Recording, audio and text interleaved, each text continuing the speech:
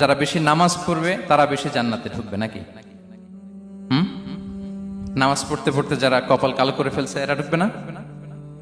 যারা হজ করতে করতে বড় হাজী সাহেব হয়েছে, জিকির করতে করতে হাতে 3-4টা তাসবিহ রেখেছে, তাদের কথা বলা হয়েছে?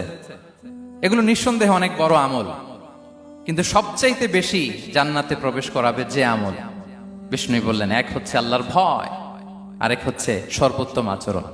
প্রিয় ভাইরা, ইসলামের মেজাজটাকে চিনে নেন, ইসলামের এসেন্সটাকে বুঝে নেন। আমরা ভালো আচরণকে গুরুত্ব দিতে চাই না।